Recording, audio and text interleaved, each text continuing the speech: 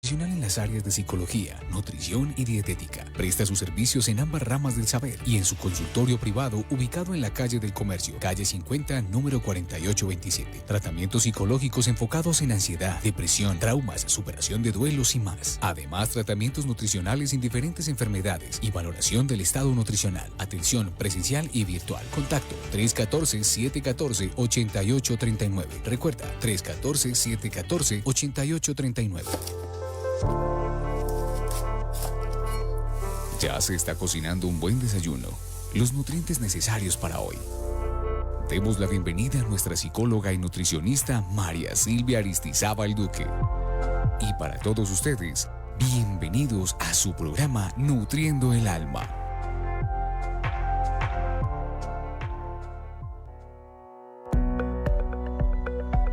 Para todos los oyentes, bienvenidos al programa Nutriendo el Alma. Bueno, para el día de hoy les traigo el tema de las fobias. Digamos, es un poco relacionado con el tema de las obsesiones. Sin embargo, pues la diferencia entre ambas es que en la obsesión, como les explicaba, hay una idea impuesta, o sea, hay un pensamiento impuesto, pensamientos intrusivos o una idea que aparece dentro de la persona y la tiene que ejecutar o hacer, o a veces se queda solo en el pensamiento. En la obsesión, entonces hay muchos sentimientos relacionados que serían la duda. Entonces, en la obsesión, el obsesivo duda, si hago, no hago. O sea, es esa pregunta que se va haciendo. Hay mucho remordimiento en el hecho de que se siente culpable y él cree, o la persona cree, que tiene que ser castigada o que se merece un castigo. Entonces, a veces para no sentir como esa sensación de castigo o de que lo van a castigar, hace o ejecuta la compulsión, que es el acto, o sea, el hacer las cosas. En la fobia, pues la persona lo que siente es principalmente el afecto o el sentimiento de la angustia y el miedo. Entonces la palabra fobia viene del griego phobos, que significa espanto. Entonces, en la fobia lo que hay es un terror continuo hacia algo. Pues digamos que si es hacia un objeto, es un objeto que no representa un peligro real. Entonces, el temor puede ser hacia un objeto, hacia un lugar o hacia un animal. Con ese temor, entonces la persona se puede mover en el mundo, excepto donde está ese objeto, ese animal o ese lugar. Hay muchos tipos de fobia, más adelante les voy a dar pues como algunos de ellos. La persona, aunque casi que internamente sabe que no corre peligro su vida, el nivel de angustia es elevado. Y esos niveles pueden ser leves, moderados o severos. Severos cuando la persona entra en un estado de angustia que lo inmoviliza completamente. Pueden haber llantos, puede haber desmayos, puede haber gritos, puede la persona sentir la sensación de tener que correr para huir precisamente de ese objeto, animal o lugar. ¿De dónde puede venir el síntoma?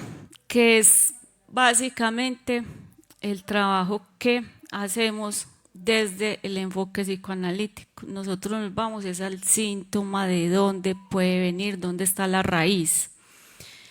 Es importante las manifestaciones para conocer en la persona cómo se manifiesta. Sin embargo, nosotros vamos es a buscar ¿qué hay detrás de ese miedo?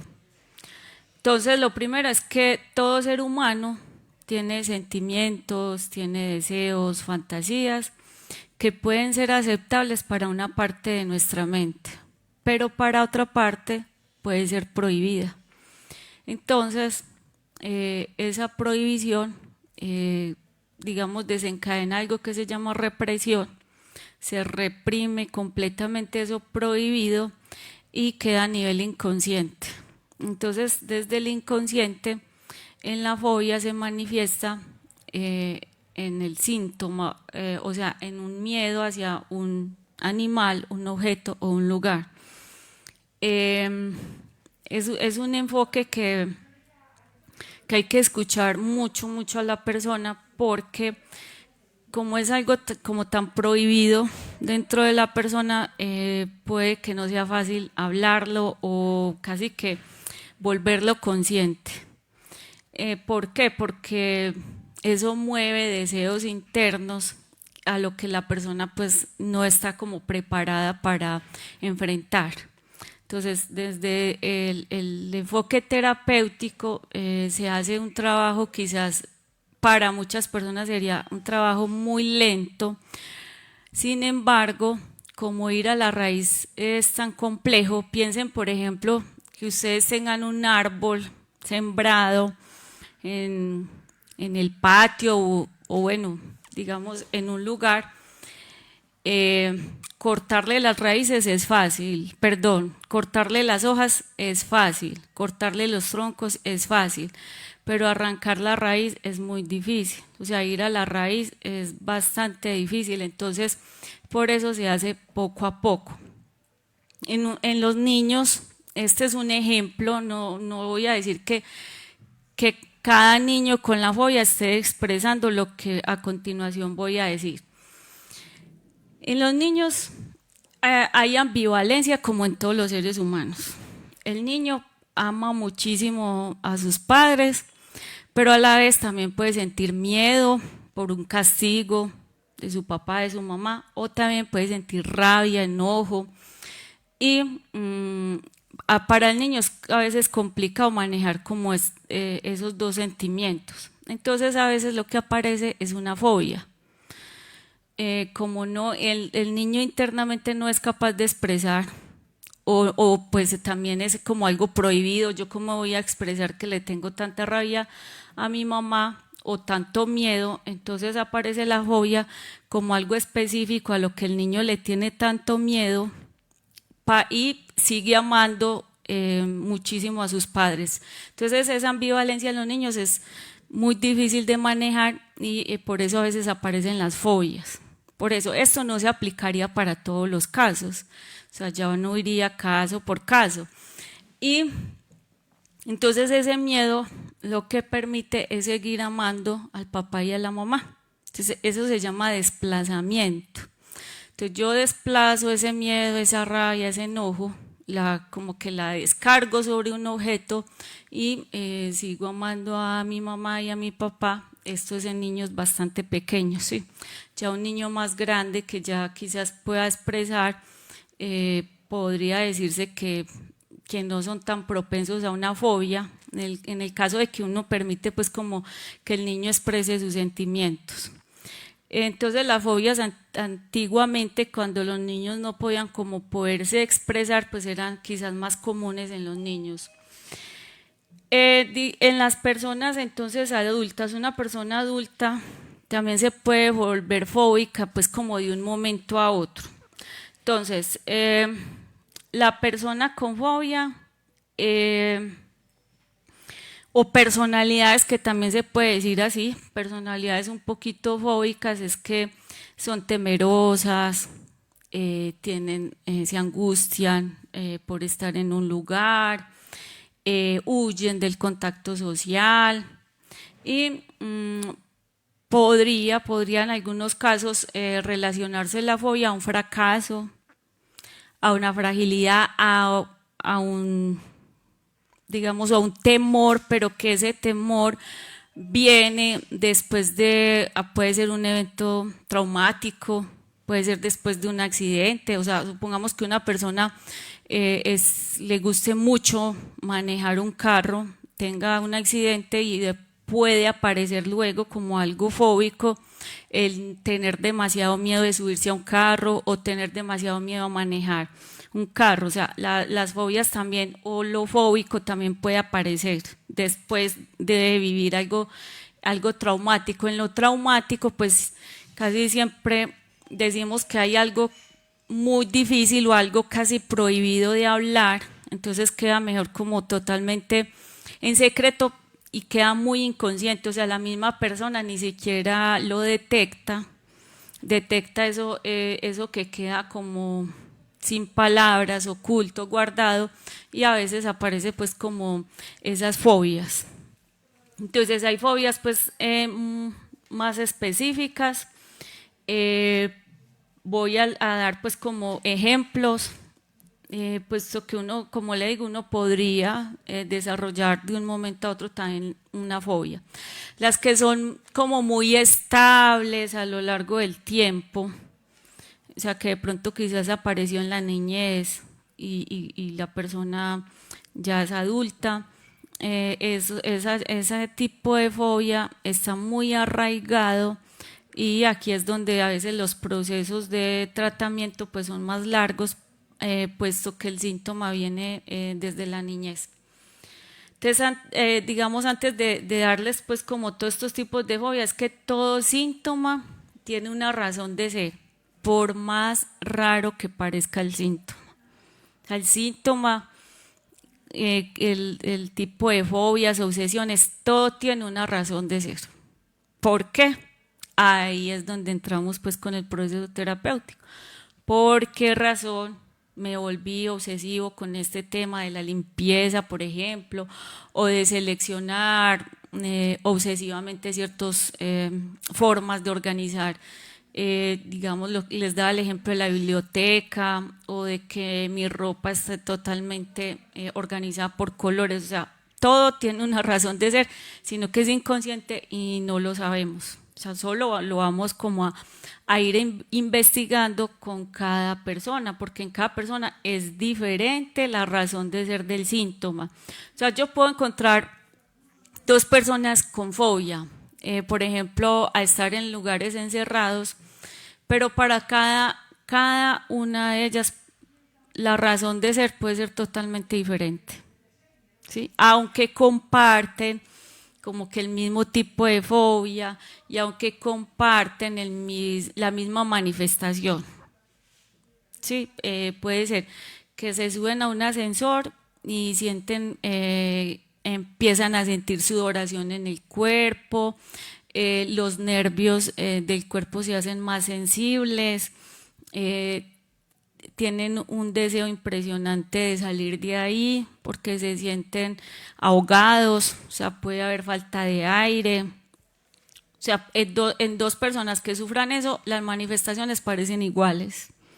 Sin embargo, cada persona tiene su propia historia referente a ese síntoma que manifiesta. Bueno, entonces tenemos la fobia social, es un miedo intenso a situaciones sociales, la persona teme ser juzgada, ridiculizada. Entonces, hay personas que socialmente les cuesta demasiado, aunque en su vida íntima sean completamente normales. O en el trabajo, si hacen trabajos muy individuales pueden ser excelentes. Pero ya cuando se trata de lo social, sí tienen un miedo muy, muy intenso. Entonces evitan, son evitativos. Agorafobia es miedo a los espacios abiertos, o sea, estar en una plaza, estar en un concierto, por ejemplo, temen exageradamente estar ahí, les puede sobrevenir ataques, pueden ser de pánico y tienen que salir inmediatamente del lugar, porque la sintomatología es tan intensa que hasta se podrían desmayar o presentar pues como muchas otras manifestaciones. Tenemos La claustrofobia, que les está dando el ejemplo pues como de un ascensor. Son lugares, digamos, pequeños, aunque como en cada persona es como tan específico, una persona también podría sentir claustrofobia en un espacio no tan pequeño, pero sí cerrado. O sea, esa es como una de las condiciones, que son lugares cerrados. Las zoofobias, pues también son muy comunes. Miedo por ejemplo, a las culebras, a las arañas, a las cucarachas, a los gusanos, a los ratones, etcétera, etcétera. O sea, puede ser una lista muy larga. Entonces, por ejemplo, un ratón.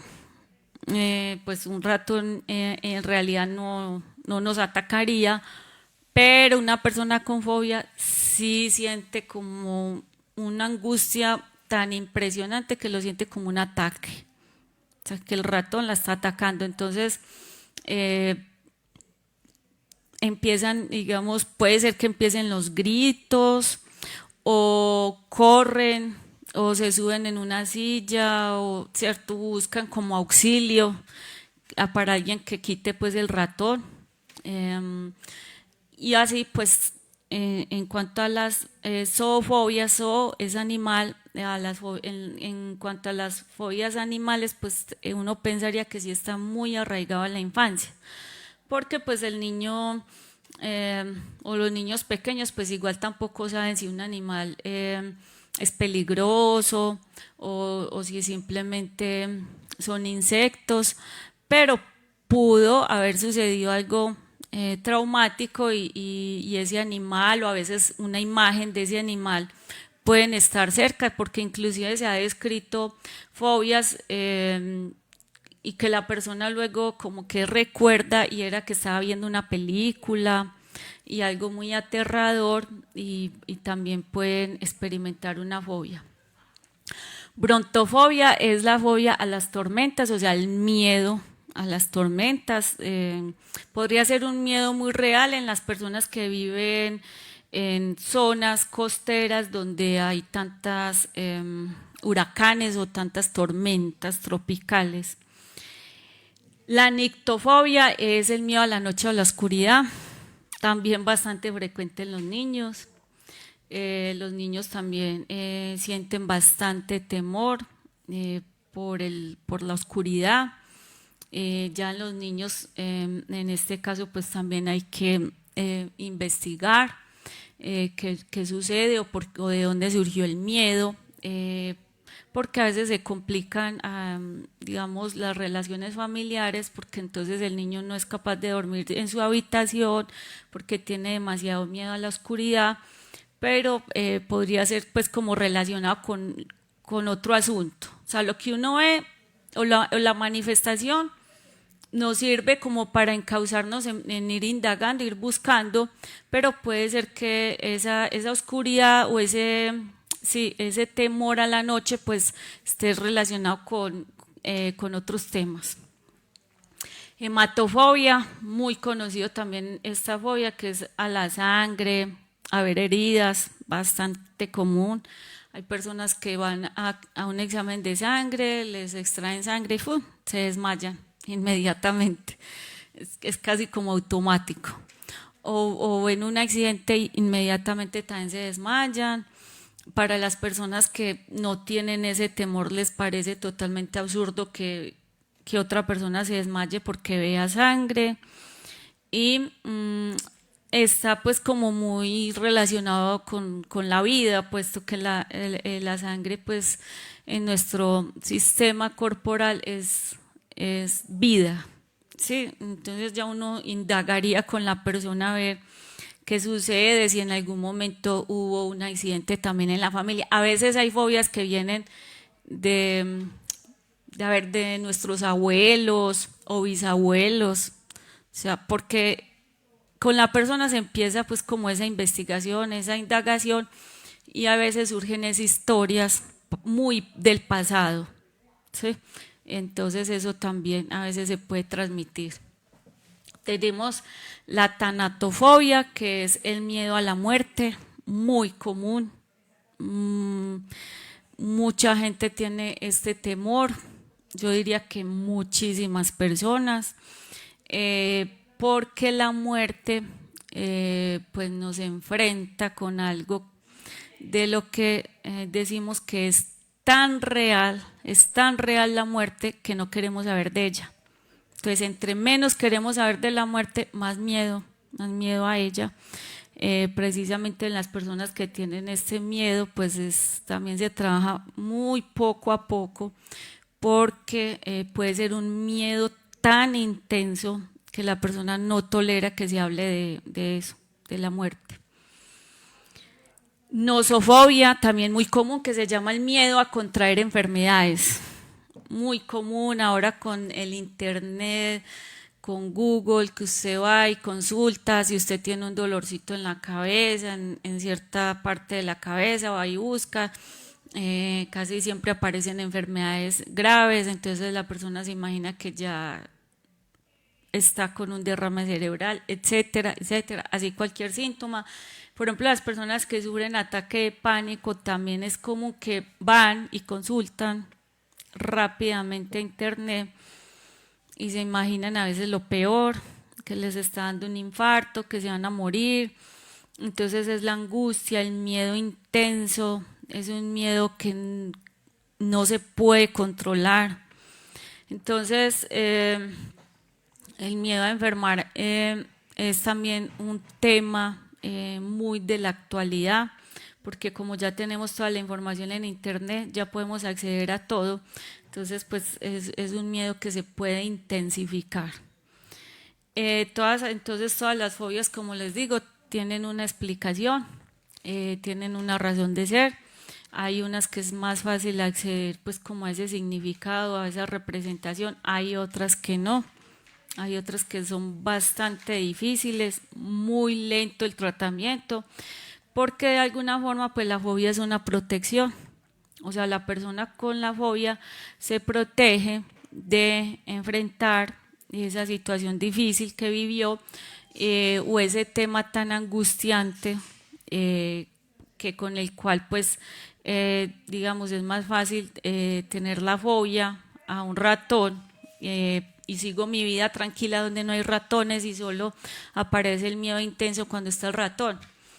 Entonces esa persona pues quizás no vaya a consultar porque pues encontrar ratones actualmente no es tan común.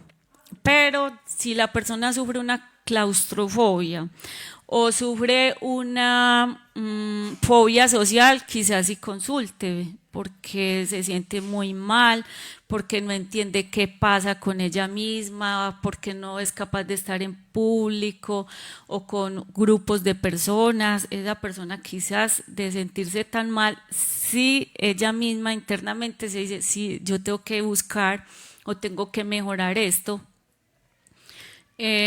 Y eso, como les digo, el tratamiento es como muy del orden de la investigación y pues siempre se le dice al paciente que, o sea, la investigación es sobre él mismo, ¿sí? Porque hay personas que no les gusta indagar sobre su pasado, pues aquí sí hay que ir al pasado de la persona precisamente para buscar pues si hubo un evento desencadenante o una situación que desencadenó esto actual que se está viviendo o que lo vive la persona pues con mucho sufrimiento, porque hay que también ubicarnos como en ese sufrimiento de la persona. O sea, una persona que tenga fobia social sufre mucho, o que tenga agorafobia, o sea, no poder salir a espacios abiertos, eso también implica un sufrimiento, porque quizás la persona quisiera disfrutar, salir con su familia, estar en ciertos lugares, pero para ella es imposible. Entonces los que estamos afuera y no tenemos el síntoma, decimos que esa persona simplemente como que está evadiendo, o simplemente es que no quiere estar en familia o no quiere estar compartiendo, pero el sufrimiento es interno, es interior, ¿sí? Bueno, eso es todo por hoy.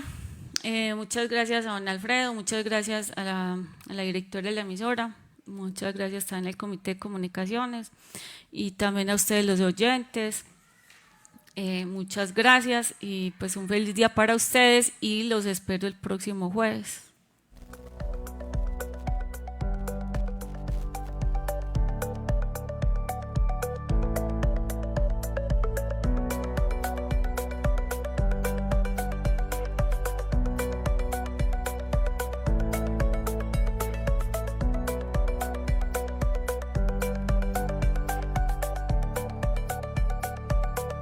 Suficientes instrucciones hemos recibido por hoy. Es hora de poner en la mesa estos nutrientes y alimentar nuestra vida.